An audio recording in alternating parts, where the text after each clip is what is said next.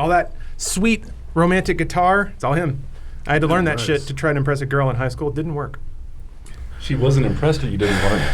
I did learn it. She wasn't impressed. Oh. Namely because I never got to play it for her. Uh-oh. Yeah. Why not? Bit of wrench in the gears there. She was dating someone else. What? I know, right? How could somebody say no to this? I hate when that happens.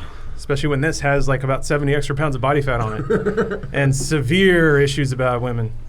Severe. Like even more than now, believe it or not.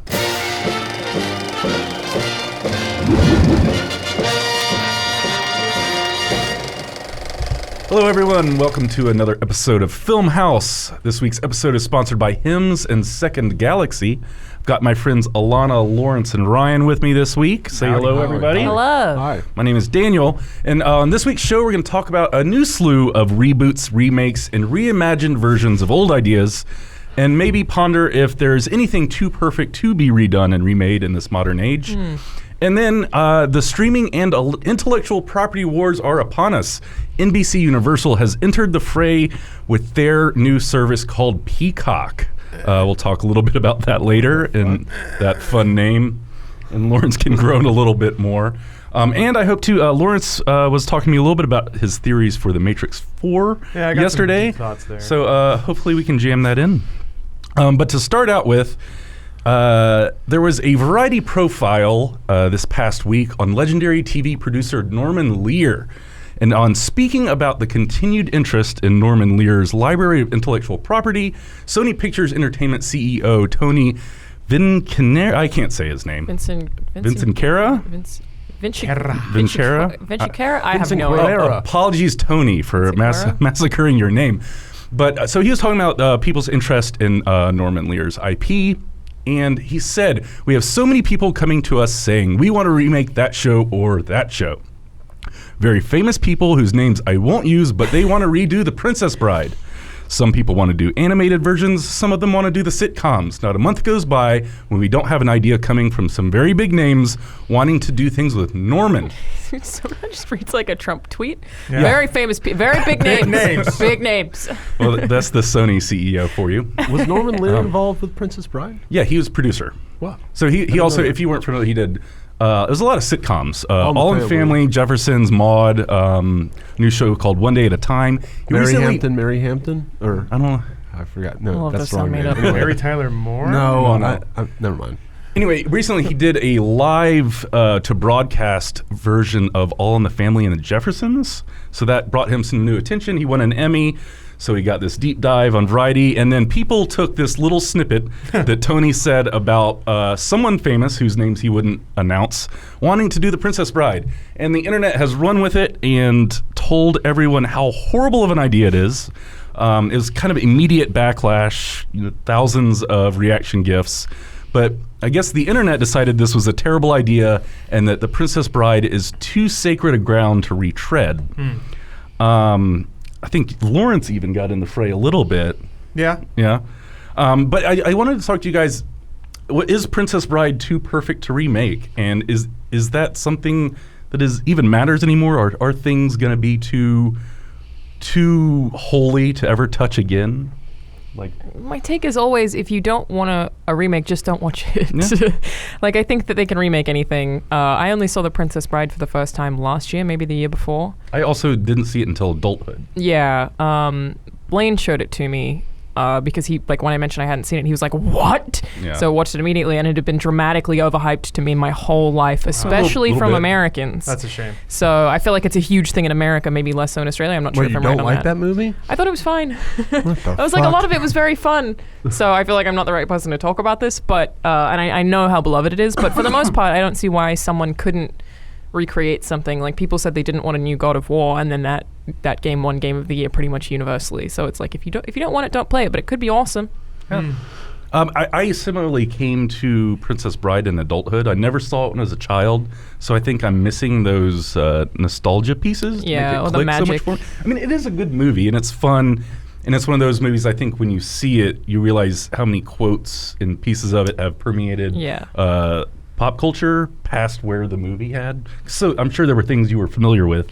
I do not think that means what you think it means. Mm-hmm. That like was a meme that I was like, I should probably find out what that's from at some point. And yeah, seeing it in that movie, I was like, oh, no way. So we've got Princess Bride lovers over here. It's true. Yes. Ryan, Yeah. Lawrence. I have kind of reversed my thinking on this. I used to definitely be, when I hear about it, things like this, I would join in on the rage and be like, fuck, why are they doing this? You know, it's so perfect, or how can you remake it, you know, any better? But now I definitely, after like 4 Spider-Man incarnations or whatever, I'm definitely like, who gives a fuck? Obviously, people don't really care. And then it's not like that really takes away anything, I don't think. It takes away maybe from the brand and when you're having a conversation, but you definitely just got to be specific. All right, watch this version. You know, that's the best version. Spider-Man's a good example like for us to animes talk or about whatever. because it's so easy to talk about which Spider-Man just by being like Andrew Garfield Spider-Man, Tom Holland Spider-Man, and I don't like. I guess you could make an argument that like a new thing might muddy the experience of the old thing for me, but I don't think anything has ever made that happen for me. Aside from Assassin's Creed 3. But that's the only example I can think of something that ruined the things I loved beforehand. And then there's the whole argument of like, they've literally been doing this for forever. Like, you know, there's movies made in the 50s were remakes of movies from the 20s Yeah. and stuff. Star is Based on a Born. book. Yeah, Like they Star made is that Born. movie. It's like the Legend of 8 times? Gilgamesh. The retellings are how stories are propagated. Yeah, so there's kind of a romantic thing to that too. So I'm fine with having 5 different Lord of the Ringses. It's cool. So what was it about Assassin's Creed that did they retcon some part of the story? I don't know if you want to get into this rant, Dan. Assassin's Creed 3 specifically basically completely undoes all of this like side plot sci-fi stuff that I was super invested in. Okay. So like I had researched it and they had all these glyphs that you'd go and find and it'd be leading towards this future and the end goal everyone assumed was that you would play in modern times and then they were like, what if we just franchised it? And so they got rid of all of that stuff that I loved and were like, nah, it doesn't matter. Kill the main character, whatever, bye. So all the hidden deep lore disappeared. Yep. Well, it was about something that seemed very cool. And then like, nope, it's about 2012. Yeah. It's about a meteor. And then like, yeah, Assassin's Creed 3 basically just tied off that storyline and then it was an extremely underwhelming payoff for something that actually had a really cool build. That's pretty much it. It's like they never paid off the thing that you wanted. Yeah. So it hurt the others. But I think, like, I can't think of a movie doing that where I've really loved a movie and then a sequel's come out and I've been like, oh, this sucks. Like, Indiana Jones you know, 4. I still love Alien. It didn't make me... That's a good one. People but say it Last doesn't- Jedi actually Yeah. damages Last a Jedi's lot a of Star very Wars. good example, actually. well, but sequels are different than remakes That's in true, terms sure. of how Also this true. affects What do we think about remakes? everything. Because sequels definitely can kind of go back and make an old movie that's good worse. Yeah, I mean, feel Last like. Jedi undoes Force Awakens in a lot of ways. Yeah, that kind of thing. But Yeah. remaking it is kind of just like, all right, we're starting from scratch. What version do you like better? I guess to me, and this is I think the core of the argument, which I agree. You know, people can make whatever they want. I think if you remake this, that it'll expose an entirely new generation to movies like this. What frustrates me is that movies like that, and I could be wrong about this, I can think of a few that have similar vibes. What was it? Isn't It Romantic? I actually really, really liked. Similar vibe. Oh, was it Enchanted as well? But what bums me out is that this movie is actually very unique in its spirit and its tone, and I think there are tons of extremely clever dialogue-based jokes that you don't really get, partially because it is kind of hard to understand what Andre the Giant is saying in some scenes, but also because sometimes they're just so fast and so clever that you just don't get them. So for me, it was a movie that I only appreciated its true value like the 4th or 5th time I saw it. And I'm not saying that you guys didn't on your first viewing. Not implying I that. probably didn't. I mean, We I like, loved cool, it. a fairy I saw it at tale. the perfect age. watching like it with subtitles, I think 12 or is- something? like 7 or 8. Okay. But what's a bummer and what I think is ultimately slightly vexing about the idea of a remake is that it commodifies that spontaneity, especially in an age where I don't feel like we get a lot of that anymore. There hasn't really. I was just kind of talking about this in the same vein of like Bill and Ted's Excellent Adventure, is a movie with a wacky premise, but it delivers on it and it's very fun and heartfelt by the end of it. I can't think of movies in recent eras that aren't based on some property that have that spirit anymore. So to some degree, it's Just like kind of like full bore fun. Like, Yeah. Like Fun, but with doesn't heart. make sense. there's still heart there though, which Okay. is kind of I think is kind of the frustrating thing. So to some degrees, if the reality is that a movie just won't get greenlit, even if it is fun and has heart, unless it has a brand or some push behind it, if that's the game, then I guess play it. I think I would prefer a new IP instead argument I'm always going to agree with. Like, I think that, I would prefer a new creative IP than for something to be remade. How do you hear about new stuff anymore, though? Like, I think I'm going to see Hustlers tonight.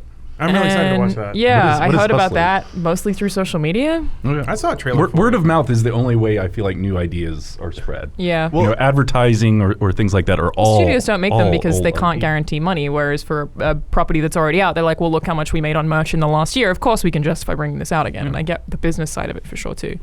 The business, because I definitely agree in terms of is the question of will this new Princess Bride remake be good? I don't think so. That's my hunch. I think it's going to not be as good. But like to me, the thing that bums me out the most in all this is when both the studio and the audience know that this movie is just a cash grab, where it's just like a Fantastic Four or something, where it's like, all right, we're literally doing this for legal reasons. So we have to and we retain all the rights know to own it. Everybody's aware of it, but everyone's like, well, all right, we'll go see it. That's to me the most like cynical movie experience. But I think that the way to go is the whole the Phil Lord Chris Miller way of just like, all right, we have to make a Lego movie. This should suck, but God damn it, we're going to put our all into it and make it as original as possible. I think that's kind of the future of IP.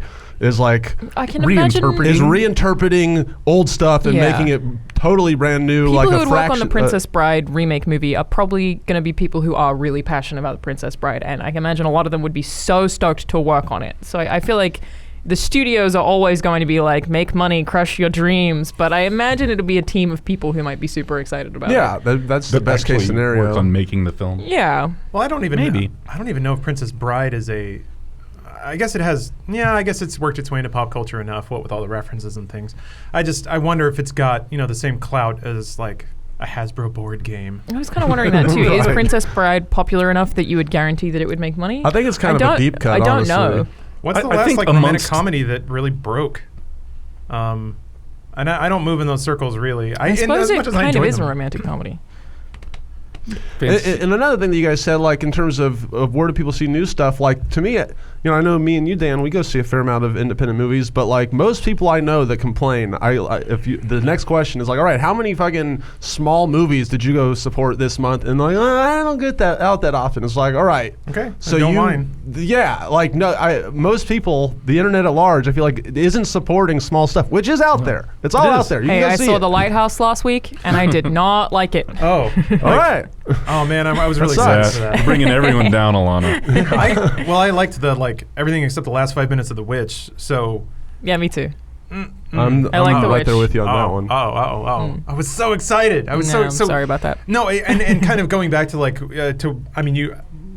lot of things I agree with in this room, namely the like what I would consider the dearth of originality, but then also the lack of effort made to actually discover and explore originality when it does exist. It takes effort, I think, is the problem, and it's not blasted at you because there's no money behind it. And there's so much shit you can do today, I guess, and watch. What bums me out, and I think that this is more than just this. Like I don't draw a line in the sand about remakes or anything like that. Yeah, make whatever you want. I don't care.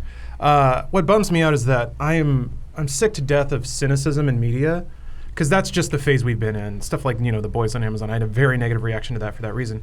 To me, The Princess Bride is the anti-cynical movie, to the point where like young Fred Savage is there being like, ew, love stories suck. And then by the end, even me as a viewer, being a shitty young dude, being like, love stories suck, but by the end of the movie being like, they're kissing. Like, it is extremely everyone pleasant. loves romance. Yeah, it's pleasant, it's uplifting. He looks so much like John Risinger in that shot. It's killing me. It's a crowd pleaser. Yeah. Yes. And I think there aren't a ton of movies anymore that have a solid heart to them.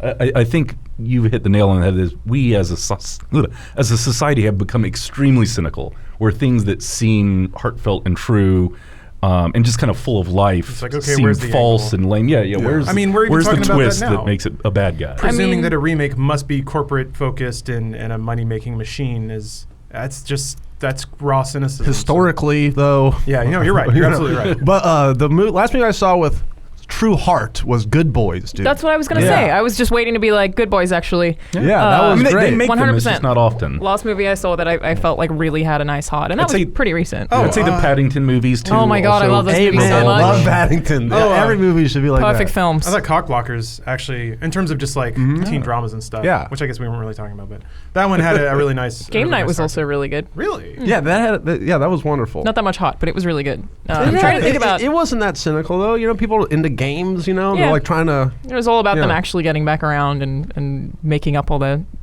mistakes or whatever. But I'm trying to think about the one movie that, like, I might actually feel slighted if it were remade, and I think it's Primer. It's the only It movie has that to I be can remade think. so people can understand it. I know, and I think that's That why would I'm like, ruin it, don't though. remake it. To understand it would to be ruining Primer. I feel like it would bother me if that movie became commercialized specifically. I'd be like, how dare you? To me, it'd be Rob Reiner's other movie masterpiece, Stand By Me. Like, how would you do that? Because that's all about it's like nostalgia. It'd be like It's a about a certain nostalgia movie time. about nostalgia would be weird. Well, I mean, they kind of did exactly that with It recently. You just skip up True. the generations. So, I mean, like Hot Tub Time Machine also would be like adults today reflecting on the 80s instead of adults in the 80s reflecting on the 50s. I think that's how you would do it. True. To that degree, it's Yeah. been made a lot, actually. Yeah. true. But no, I agree that there are certain things that are a product of their exact times. I feel like Princess Bride is one of them. I mean, The Godfather would be a weird one. Oof. You'd be That's like, so getting remade at some point. That's going to be a fucking series on Amazon. but you at just some you have to point. make it the exact same thing. You can't. How do you make it Yeah. any better? Like a You- 30s Italian you- crime drama. make it 20 hours long. I don't know. Yeah. So Kate I think one of the interesting things about this Princess Bride story is that there is no movie, like, at all. There's no official production. It's just something that Tony said offhanded when talking about people's interest in Norman Lear's IP. Yeah, it's body of work. So I think it's also interesting that something like that, a pretty out of context quote, can explode so much in just a couple of days and get the internet Absolutely. outraged over a remake of a movie that actually wasn't being remade. There are just some quote unquote very famous people that want to do it. Well, It's stupid. I don't want to. I don't want to speak out of turn for the internet, and I don't think anyone can. But I do think it links to, like, this movie's pure, and I think people are afraid that if it were remade now, it'd be done under the lens of cynicism, and that's the thing people don't want. I think people, whether they know it or not, and again, this is me speaking on behalf of a lot of people, but I had a negative reaction, so I can explain mine.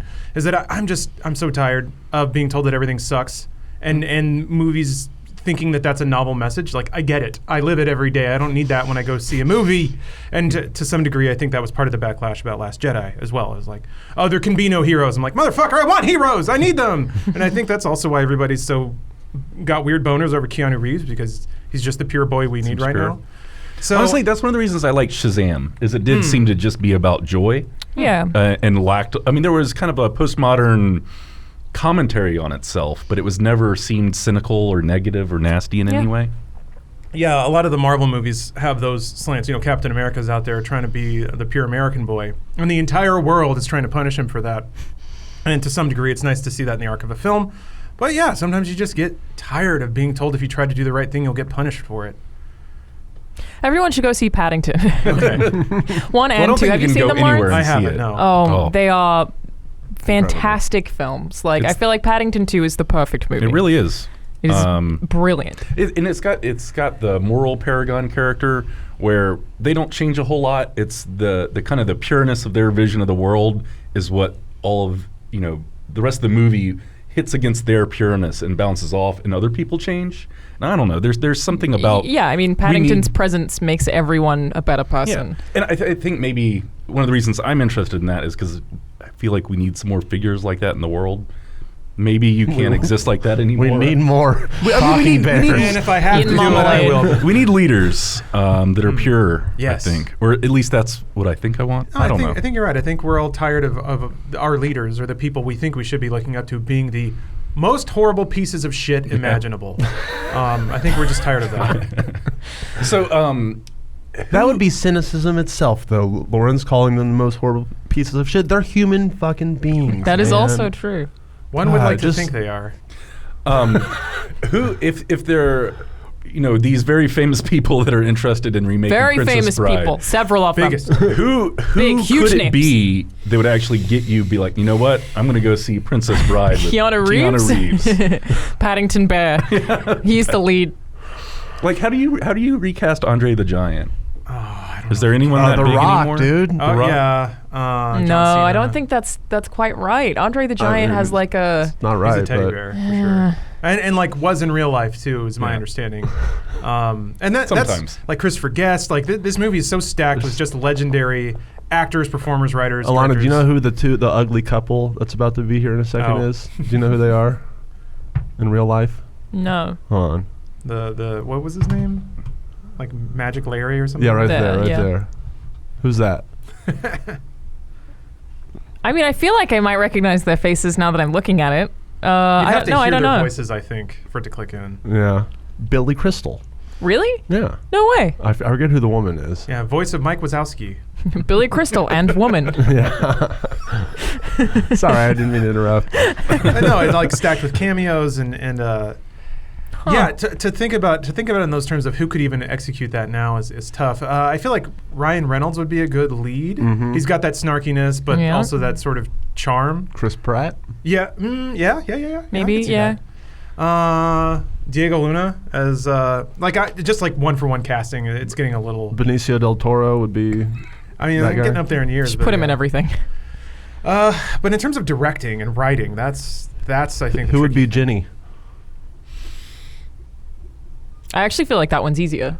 I feel like casting a. Margot Robbie, right? Of course. I knew you were going to say that. She probably could. She's pretty good. Yeah, I Tonya, man. Yeah. she can act. I mean, dumb statement. She's an actress, But she's also done a lot of different roles. Like Yeah. I feel like she could probably do an Tonya amazing. or princess. Tanya? I Tanya. What did I say? I thought you said Tonya. Tonya. I don't know. Oh, I was sorry. seeing the word in my head, and that's how it came out. So, Lawrence, just to reiterate, what is it about the idea of Princess Bride being remade in 2022 that pisses you off? It's the and this is me impressing a lot on it, and I think that's what emotional reactions are. It's a lot of assumptions, but I think it's the desire to recapture the pureness and innocence of the film.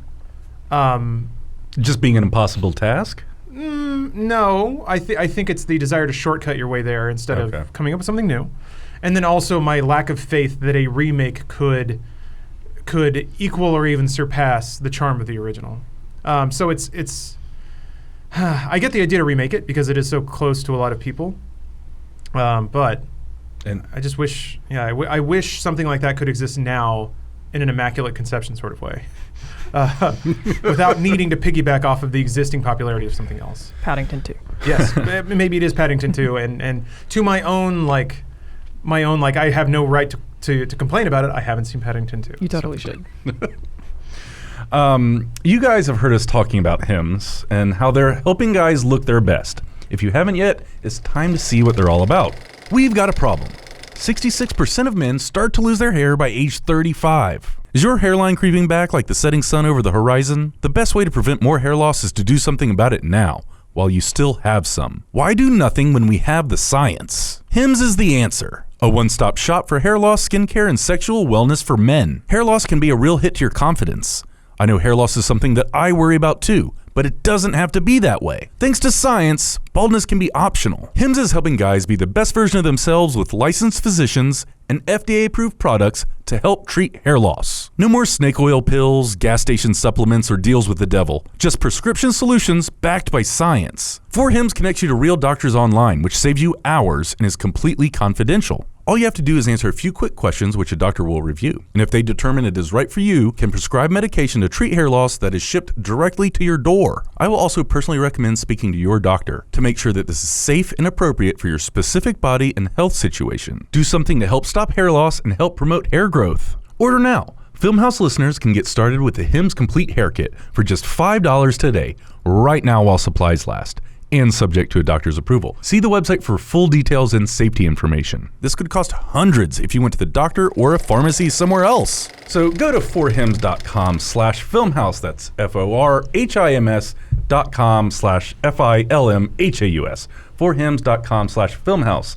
Thank you, Hims, for bringing us here this week to talk about reboots and Princess Bride. And I think we've got some other rehashing of old ideas coming for the second half of the show. NBC Universal has announced that their upcoming streaming service has officially been named Peacock. It's crazy. It's not even like the logo isn't even the Peacock. It's so weird. I get it. That's the logo of the channel, which was, they made it that way because that's when color TV was big. So I get it. And they have their legendary 3-note jingle. So I get the branding, but the logo design is weird. Yeah, I mean, everyone knows it. Why isn't the Peacock logo actually in rainbow? I guess because you need a flat logo just for design purposes. I don't know. Also, the word cock is in it. Nice. Yeah. Nice. Hell yeah. They could have called The elephant in the room. called it the bird. No, that's worse. So, Peacock's going to launch in April of 2020. I guess this is their idea. They're going to try and compete against Disney Plus, Netflix, HBO Max. I'm not sure if they're going to be able to do that, but they did come out with, some what they thought would be big hits. Remaking Saved by the Bell. This is launch programming in April. This is how they're trying to get attention on their streaming service. Maybe this is me being a little too permissive, but they own the rights to it. So, announcing this is easy because you don't have to greenlight anything. You don't have to clear anything. You can just say, yeah, we got, $30K an episode, whatever, go do it. It makes sense that this might be one of the first things they announce because they don't, there's no paperwork to do, or very little anyway. Are they going to do it like it's set today? Yes. Set in the 90s? So at least the plot synopsis that they released is when California Governor Zach Morris gets into hot water for closing too many low-income high schools, he proposes that they send the affected students to the highest performing schools in the state, including Bayside High. The influx of new students gives their overprivileged Bayside kids a much-needed and hilarious dose of reality. So Zach is the villainous governor of California? Yeah. Closing down urban schools? Yeah. What the fuck? Kind of a twisted I reality feel like are we that living could work in? fine, but hearing you read that made me feel sick. It's a dystopian future. It also It is an feels apocalypse. they could deal with some very interesting topics with that setup, but they probably won't. No. And it's funny, we were just talking about Norman Lear. One day at That's a the time. cynicism in you, Lawrence. Get it he's out right. of you, It'll just be purge like, it. Because the Ew, original poor show didn't do kids. that. No, it's so. What do you mean? They went over what? It was like Adderall or For one episode. Caffeine pills. Caffeine One pills. episode. Yeah. Yeah, no, I mean, Half Fresh of an Prince of Bel Air episode. dealt with that issue in a way better way. That was just shitty acting and bad writing. No, I mean, One Day at a Time actually does deal with contemporary issues with the youths, as they like to be called. Well, that was Norman Lear's shtick. Is he would have comedy, but wrap political and social commentary into it, so it mattered a little bit. And I think that's why it connected with people. Mm-hmm. So sure, you know what? Maybe Saved by the Bell will do that, but I mean, it's kind of like the Fuller House thing. We're just gonna turn the crank again. And that was a big hit. Was it? Yeah, Isn't I think it already until canceled? that's because of a different scandal. Yeah, Oh, Lori Loughlin. Yes. Spending $500,000 to get her daughters into Chump school. change, baby. She's gonna spend a Oh. whole 2 weeks in jail or something. Yeah. Get out of No, here. she's going to go for worse. That's Felicity Huffman, who pleaded sorry. guilty. Lori Loughlin might go for worse. I hope so. I wish that if I was doing the Saved by the Bell remake, I would do it like they did the Brady Bunch movie, where it's just kind of like a satire, almost Fish like out of water. it's either the school is set today, but everyone acts like it's the '90s, or it all takes place in the '90s and it's just super over the top. I think I'd go super over the top with it. Yeah. Yeah. So Mario Lopez and Elizabeth Berkley are back, both as producers and talent. Cool. And the curious part is that Mark Paul Gosselaar, Zach Morris, learned about this show when the rest of us did. When I'm the the story governor of about California? Peacock was Being released. on the show without. He's in the synopsis So funny. paragraph, but did not know that this existed at all. I guess he said he read it in the trades just like everybody else. He told Variety at a premiere for another show And on then it Monday says night. he woke up with a kind of response, just like all of us just did. I Yeah. got work again? I don't know. Maybe he's doing great. Also, I like that he said I read it in the trades just like everybody else this morning. That's not how we get our news. Yeah. We don't read the Dispatch. trades. I go to the ticker and I Mark- tear the tape off. Mark Paul Saved by might the read the Bell's back. trades. Yeah, just like everyone else does, right? No, Mark, just you. Man, Mario Lopez, though, been killing it ever since. He's everywhere. Also, he hasn't aged. Looks No. great. Dude looks amazing. Y'all like the movie Dead Man on Campus I never saw it, but I remember it Sounds fondly. made up. with Mark Paul Gosselaar? Summarize it for us. If I remember correctly, it's that there's a loophole in school where it's these guys who are about to fail out of school. So then they, but if your roommate dies, then they'll give you A's for the whole Yeah, semester. like a so bereavement then, pass or something. so Checks then, out, do yeah. they kill their roommate? I think they try to conspire to like create situations in which the roommate will accidentally die. Yeah, so that they can get straight A's. Wacky. I'm into that premise. Yeah, it's actually a really cool. They premise. should I never remake saw that. the movie though. Yeah, so whatever. Saved by the Bell. The other big gun that Peacock was coming out with is a Battlestar Galactica.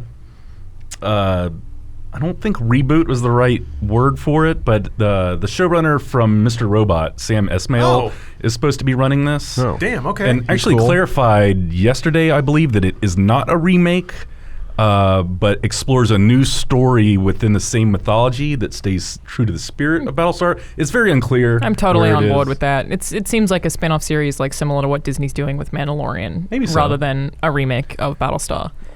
I I'm feel like cool. if you're not along with those main characters, I'm curious how you explore the mythology of the show. I don't really have any questions. Like, I like Battlestar Galactica. I feel like it would just be something else in the same universe that doesn't need to be related at all. Like, they can just expand it like they did with Star Wars, basically. I guess. Oh, sorry. Cool with it. Yeah? I guess what I'm confused about is that the goal of any of these shows is to acquire subscribers. And I'm not. I mean, Battlestar Galactica maybe, because I know that has a rabid following that will follow it anyway.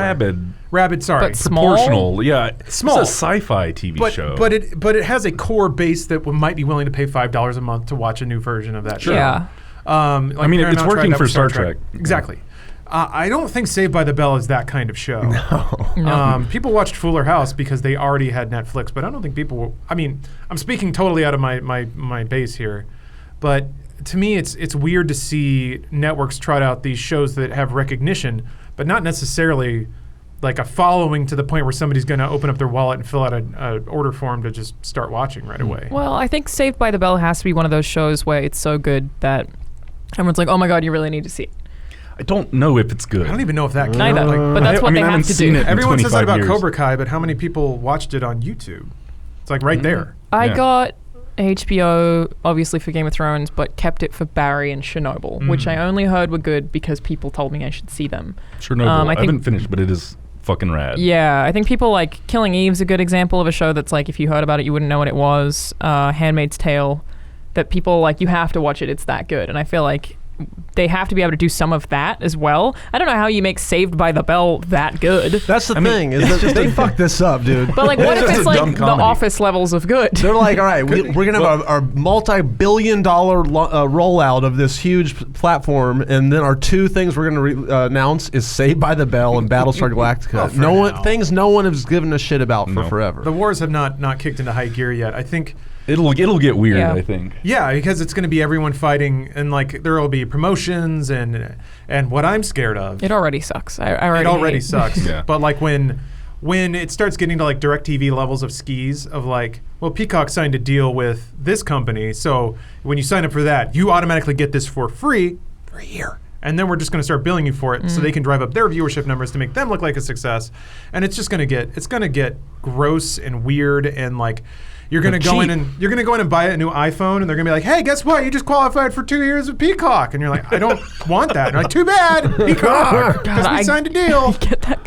I think I've told a story before, but I regularly get calls from AT&T being like, hey, what kind of TV do you watch? I'm like, I don't watch any TV. And they're like, you want some streaming services? I'm like, I don't watch any TV. And they're like, well, are you sure you don't want a TV package? I'm like, I literally don't watch TV. And they're always like, but what if you tried? No. Stop. They call me like once a month. And they're like, then what do you do? I was like, I just play video games. They're like, what kind of video games? There's probably a TV show about it. Like, they hate it so much. Awesome. It's incredible. It's like having arguments with people who are like, please let me sell you a package. It's free. I don't want it. I don't give a fuck. You can't give them anything. That's what I've learned. You just got to say no thank you to everything until they give up. Yeah, they keep trying. So, I don't know, maybe this will tip it over for you, Lawrence. Tron? Punky Brewster is returning. What is Punky Brewster? A shitty 80s sitcom about a tenacious young girl. Oh. Back in the 80s you could get away with that. Like entire shows were just buoyed up because they found a child actress that just looked cute enough. Yeah. And that was it. Had talent. I'm sure she was good. Sorry. I've seen an episode or two of that, maybe when I was 5.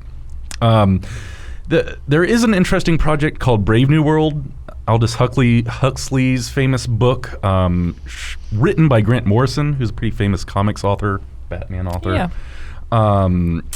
Rutherford Falls and Ed Helms' Mike Schur comedy series. Those are Office vets, I'm sure you're familiar with. So they are getting The Office and Parks and Rec on Peacock, and an Office reboot is probably most likely going to happen, which I think is a little strange considering that show still It's already a reboot? Seems so new. Does it though? That show ended at least, a decade It's just ago? still very much in the public conscience, I think. Yeah. But I find it funny because it already is a reboot. They're rebooting a reboot. Oh, yeah. Just keep rebooting it. You can put it in any office with any group of people and the premise of the show works. But Is it a reboot if you're bringing it to a different country, though? Adaptation? I don't know. Remake?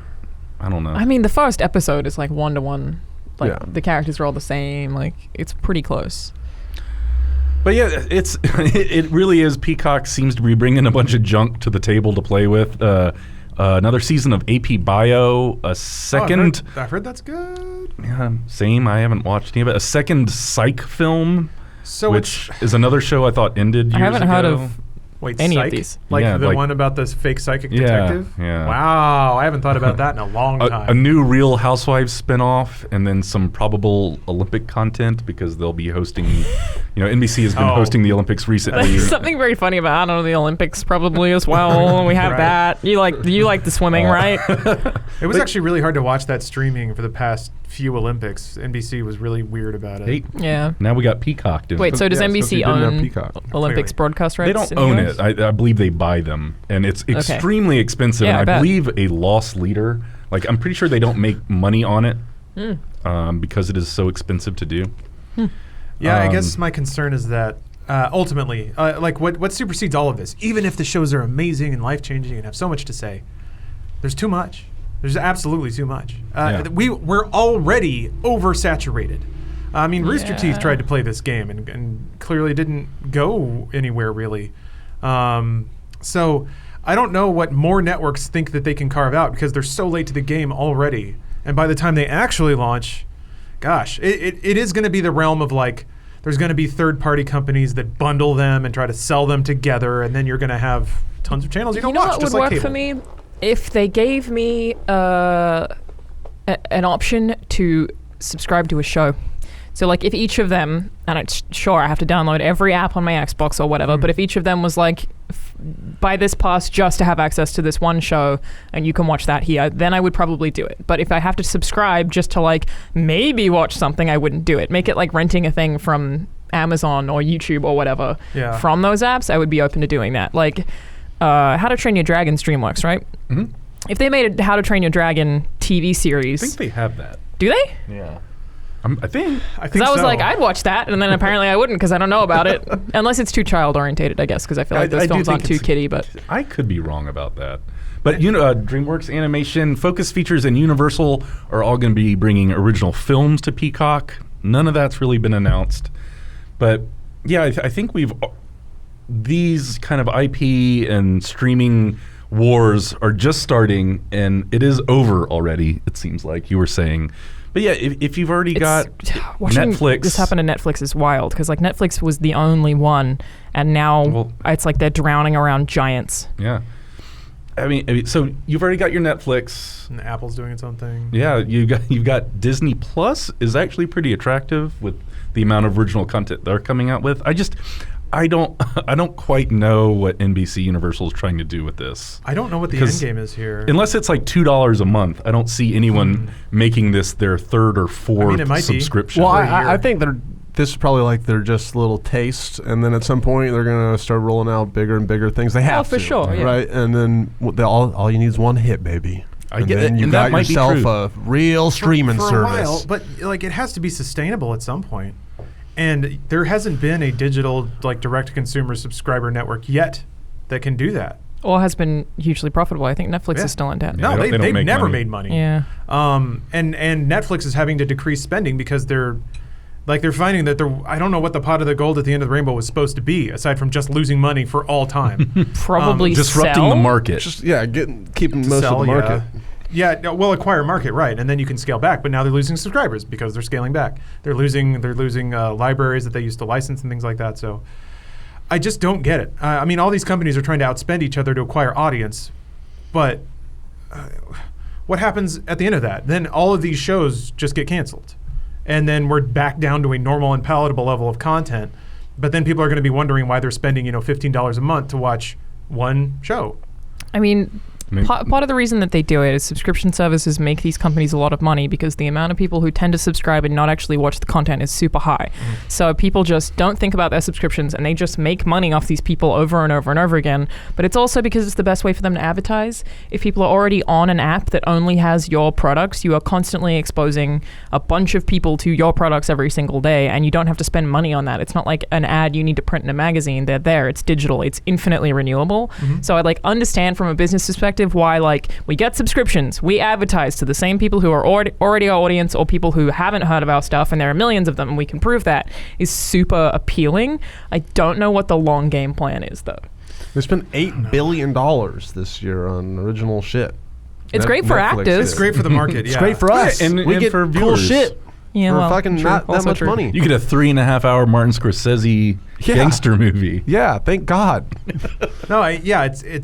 It it's is hard to nice argue watching against them it. compete because they used to just be like, well, there's nothing else in the movies this week, so you better fucking watch our film, bitch. And now Right. they're like, we have to make good content to make people come to our platform. I'm like, yes. I guess I'm just worried about all of these media companies running so hard into the red because there's going to be there has to be a reckoning at some point. Absolutely. There's going to be a bubble burst. Yeah. But that's only just means, I don't think it's going to mean less good shit for us. No, to well, watch. there will be an adjustment, but Right, I'm yeah. more concerned about the ripple. Some of the AT&T is a very large company, and they are deep in debt. The 12th largest in the world, I think. Yeah. and they're accelerating into debt because of things like this, and Acquiring Warner Brothers. because we're part of that family.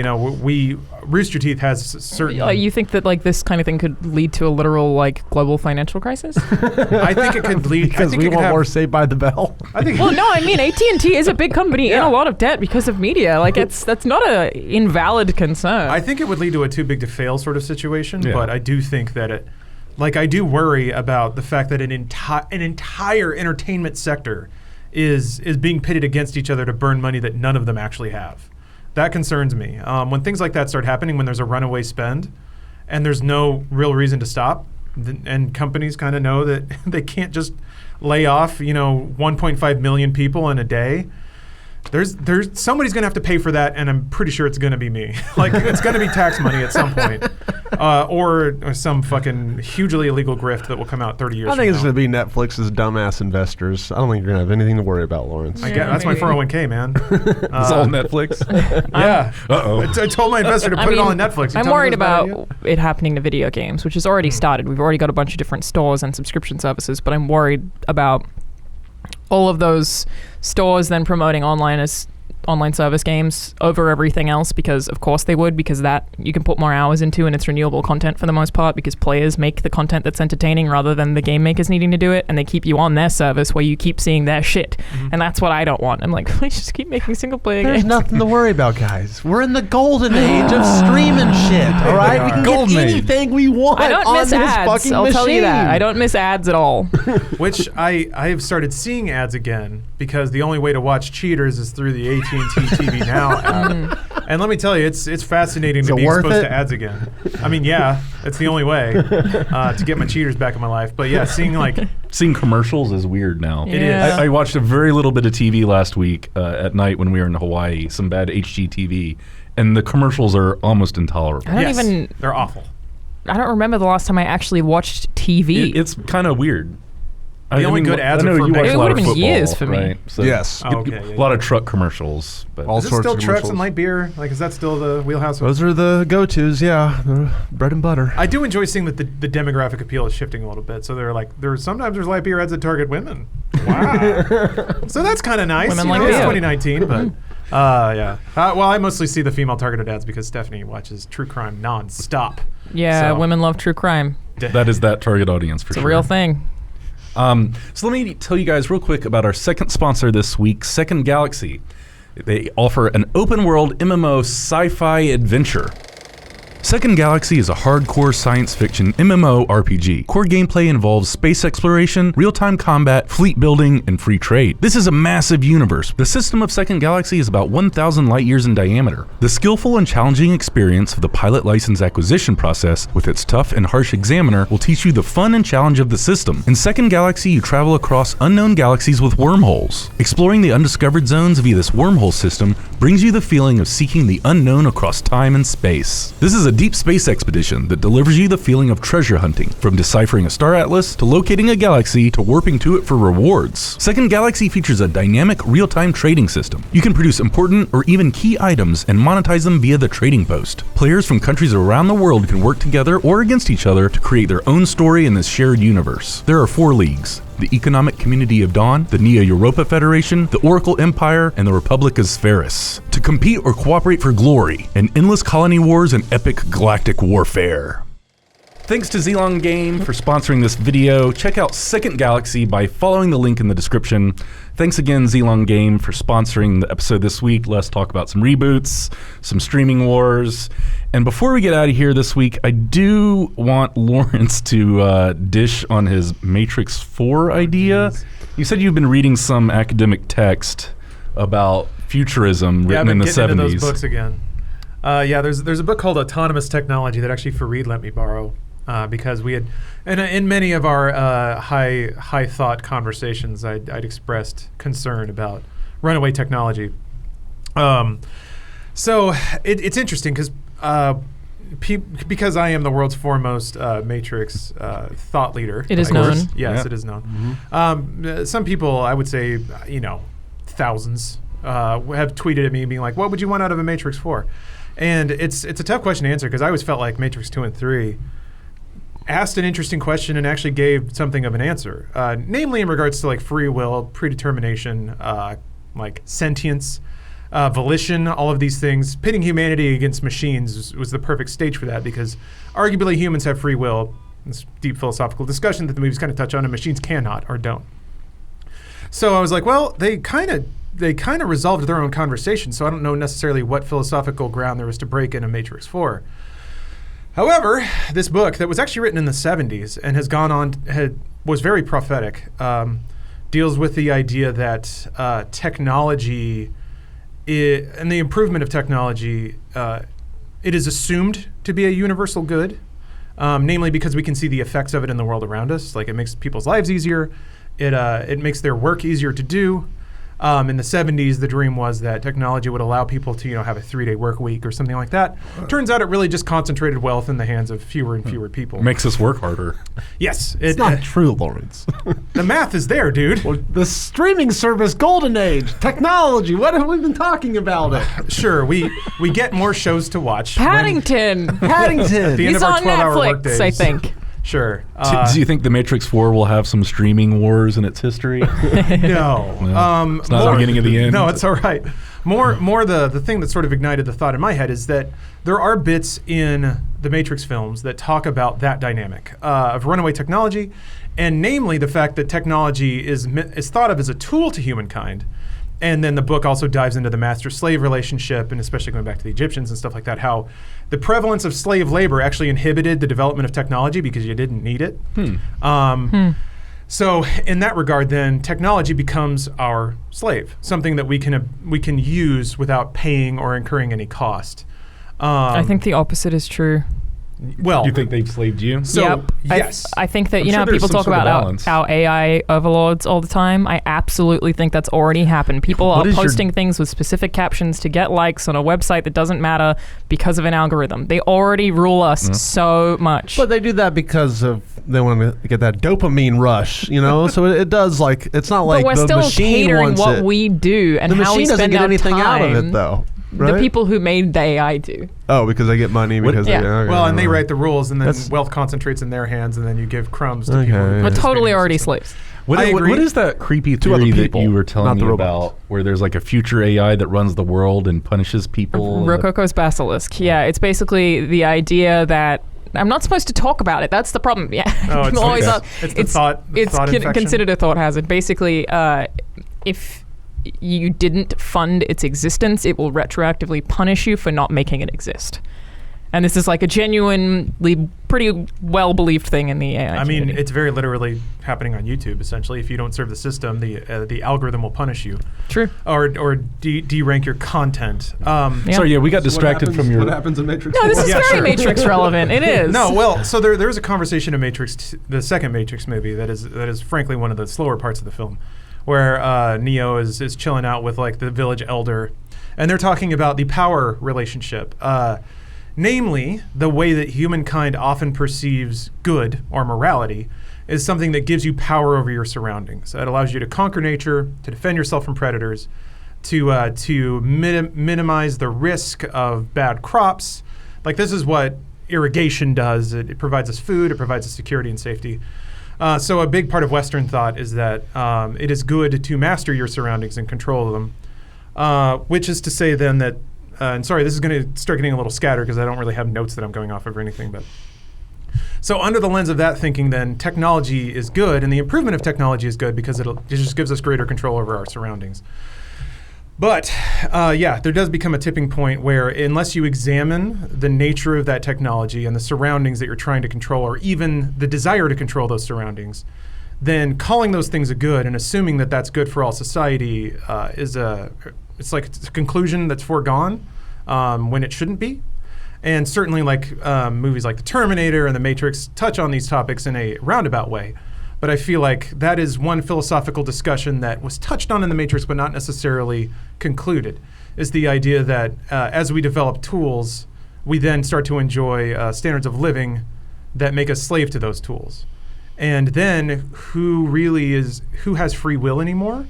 Or has humanity gotten to the point where they volunteered their free will up to algorithms because they, were given enough treats?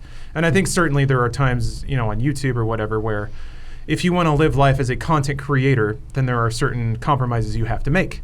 And very literally, some of those are, well, you can't swear in videos anymore. You can't put certain things in your title or your thumbnail. You got to do what the algorithm wants you to do, which in a weird way is also driven by human behavior. So yes, it's a complicated question that doesn't necessarily have a solvable answer. But I think, especially given the way the third movie concluded, with the idea that like Neo was offering up his humanity to the machines to teach them how to think or teach them free will, I think then you can further examine the relationship between man and technology, or the user of a tool and the tool itself, and see like what that results in, or if there is a moral bearing on how that stuff is used. So how do they show that in a Matrix movie? Yeah, what does Yeah. Neo punch? Well, yeah, exactly. Does he do arm bars this time? One of the best things about The Matrix is it very literally personifies the things that it's talking about. Uh-huh. And The Dark Knight did this as well. It's like Batman is justice and Joker is chaos.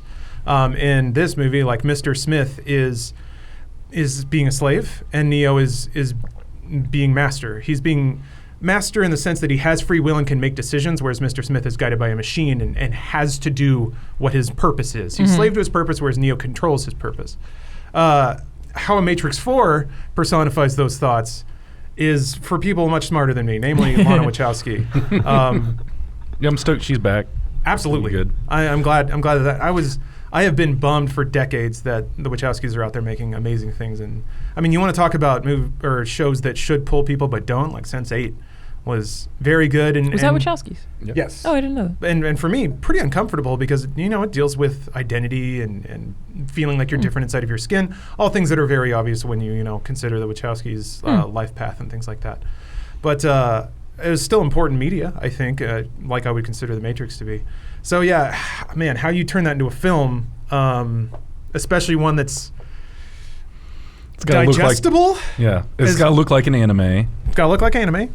God bless. So many anime shots. I It's would so love good. for there to be a moment where they pull the master switch and everyone in the Matrix gets unplugged. Ooh. But then the Matrix would shut down. Right. What do you Sure. call the movie? The real world. The Unmatrix. MTV's The Real World. I want them to have some scenario where Will Smith and Val Kilmer, the original cast of the movie, are actually playing those roles in some version of The Matrix. Everybody thinks in terms of like what other meta can we jump to, and I really hope it doesn't go there. I really do hope she and whoever's writing it with her are smarter than anyone in this room could come up with. They absolutely are. Yeah. I can vouch for that. Or at least already. they read interesting stuff. Well, I hope they do that, but then they also go back and watch what makes their first movie so good and don't get so up their own ass that they're like, and they're so smart that they write like 50-page monologues about how free will doesn't exist. So you're right though. It's certainly the second two movies alienated a lot of people because they tried to get a little too heady with a lot of their concepts. I can't really think of films that can deal with deeply philosophical topics but do it in a palatable way. I think The whole movie is idea supposed of to get. men becoming slaves to machines to me is very foreign to just me. Like Good old country boy Ryan. I feel like it's a human defect where we have all this awesome shit and we get jaded and cynical and we're like, well, it's just we're like ungrateful for everything. Like I think about just being a caveman, all the time and how I'm just so glad I was born in 2000 or I'm here now with all this shit around, and I don't have to go fucking eat with a spear. Well, I think right? it's like, to me, like relying on technology isn't like being a slave to it. You're just enjoying the fruits of the labor of generations that have worked for it, Oh, sure. But, Yeah. I mean, you can enjoy loads of parts of it, but there are also parts of it that are awful and not enjoyable, like cancel culture, which is a thing where people But want to is get that being traction. a slave to technology? I think it is. Well, imagine That's just people being fucking... Well, what about Weird. the Hunters. What about the election interference with Facebook in 2016? Okay, yeah. See, there is something where if like the big data thing, is a case to be made where it's like, all right, people think they're making a free will choice, but then, if you add up if a computer can add up all of your, inputs and then actually make the choice that it wants to make, I could see that. I don't see it happening. I don't think that's totally happening on a grand scale right now, at least. I mean, it demonstrably happened. We have a president because the it Facebook. happened. No, see, I disagree. People went in and made a choice not because of fucking, they saw a meme. Is in my opinion. Like I feel like there are certain people, but like I don't think that 63 million people did that. So, well, there's that's a kinda- small fraction, but and maybe you could argue that that's what brought him over the edge to get the electoral votes, but I don't think that it's like, well, that is a fact that. The memes equal Donald Trump. There's a million variables. I into would think there. the fact that it happened at all is a problem, but I agree. Yes. There are like major benefits to just because it happened technology. doesn't mean that it had a big effect. It definitely happened. I agree with you guys, but Yeah. So you're. I feel like to again maybe dive a little too philosophically into it.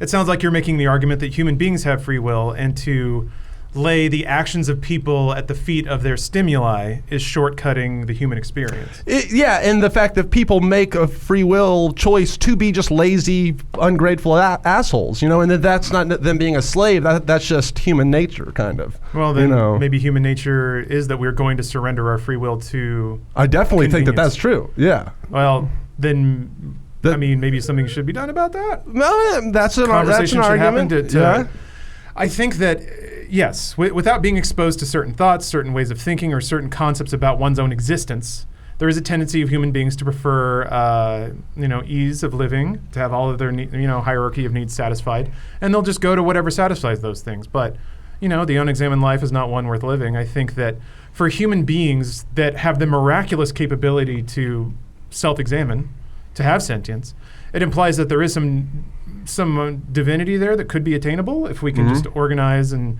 maybe subvert some of our more primal desires So it would be nice if the human race weren't stuck in just being hairless ape territory forever. But I think that does require embracing certain philosophical ideas that go beyond just fighting and fucking until you're dead, which is awesome. And I love the Matrix movies for that reason. Don't get me wrong. But the idea is that there could be potential there. It just needs to be explored, and providing people the ability to stream on Twitch all day and then eat fast food so they don't die.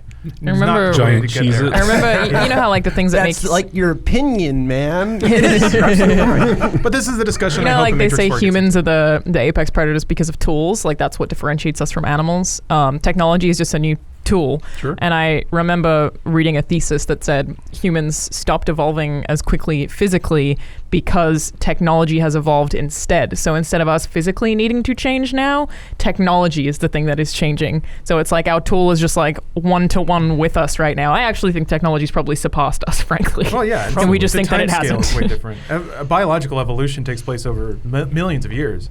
Meanwhile, we went from having like shitty cell phones to a global connected network of communication within a decade. It's crazy. Streaming absurd. HD video. Yeah. Yeah. Fucking awesome. Hacking your DNA code, Lawrence. Yeah, CRISPR me. Yeah. That's a little Ooh, late for that, but Just to jump to the next topic before we run out of time, you have the King Killer Chronicles listed Oh, there. yeah, I had a few ideas in case we ran short. I've been reading but those books for 5 years, Yeah. and I just saw that you said that it's a story set in the generation before the first book. That is correct. That is deeply confusing to me because in that period of time, nothing is happening. I read the first book. I have no idea about the Generation 4. Alana's referring to a few notes. I have the King Killer Chronicles, big famous fantasy book. Was The Wheel of being- Time series. No. Oh, King Killer. Sorry. Yep, Sorry. you're right. I've read that also. Different series. Okay. No, prior to the first book would be everything Kavoth is doing. yeah.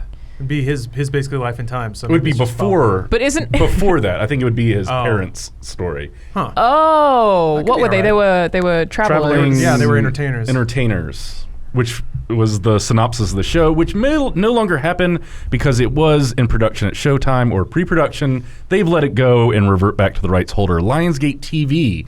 Most probably for financial reasons, it would be an expensive as fuck show. Yeah. If it's a you know, traveling medieval Yeah, fantasy. you're So, talking I about mean, we'd have- several million an episode, probably. It's also you're competing with Wheel of Time, which Yeah. again I haven't reading that for 5 years. I don't And know how when was the Amazon is first King developing Killer that Chronicle? show. Yeah, which is going to come out. Lord of the Rings is also Amazon. Yes. And then Witcher obviously is Netflix. So it's like a lot of those shows trying to be Game of Thrones, and I feel like everyone wants the next fantasy the junk. King Killer Chronicles is probably the least popular of those series. Yeah, Also, the third book hasn't even come out yet. exactly. That being Write the problem. book, Patrick. It's too busy playing D&D. He tweeted at me once, and I wanted to be like, "Write the fucking book, Patrick." He's tweeting. But yeah, I think that's going to be it for Filmhouse this week. Thanks for the deep cuts on your philosophical thoughts on Matrix 4. That is what the Matrix is about. If you just watch it at a surface level, you'd be like, it's about guns and latex, but it's not. I'm interested in what kind of weird visuals they can come up with, because that's what the Matrix, beyond being interesting, to think about, the Matrix I think really hit because it pushed the effects envelope so much and generated a bunch of new visuals. For sure. Like And they've Avatar. got to do that again. So that's I think I don't know what I what there might is be to most be excited. done. No. The mix Hey. of practical and digital. The whole camera rig they had for that twirl slow-mo shot was the first time that had ever been done. Yeah. To my knowledge. Yeah, it was. Wasn't, but Wasn't it? it was Rolling it was Stones. popularized. Michelle Yeah, Gondry. the last time we talked about The Matrix, Yeah, I you're right. showed that trailer, and that got the video content claim, so I'm not going to do that again. But there is a commercial for some liquor by Michelle Gondry Oh, yeah, where the he Smirnoff commercial. where he first did Bullet Time. Oh. But I think the Wachowskis Well, I or don't necessarily Lana mean- thinks in that visual way, so she's got to develop something cool, and I think that's what I'm most looking forward to is what neat visuals she comes up And with. we're in a renaissance of stunt work in films. Fast and Furious franchise, the John Wick movies, the Resident Evil, like having stunt showcase films, it's good for that right now. There's a lot of great stunt coordinators and stunt performers out there. I think studios are willing to put money towards practical stunt work Yeah. because it's proven to perform. And So I think it's been buzzy in films. yeah, for sure. The Mission Impossibles and the John Wicks. So yeah, I think puts the butts in stars the have aligned. seats. And the raids. Yeah. Yeah, and Raid 3. Where are Bring you, it. Gareth? He basically said like, not now. I mean, Raid 2 is so. He's so trying to amazing. next So level. epic. He's trying to level up. That's fine. He can do that. Raid 2 is all I need. But yeah, Lawrence, are you one that's going to be campaigning the Academy to give an Oscar for stunt work? I mean, it's absurd that that's not the case already. I agree. It's absurd. I don't get it. I mean, it plays into They kill themselves. It's crazy. Yeah, literally they die. And to me, this was the context of Once Upon a Time in Hollywood, but especially since Tarantino, has his own boner for practical stunt work, as displayed with Death Proof. But I'm glad that there's more talk about it now. Frankly, I only learned that, like, explicitly was made aware of it like a year and a half ago, and it didn't make sense to me then, and it's even more absurd now. So.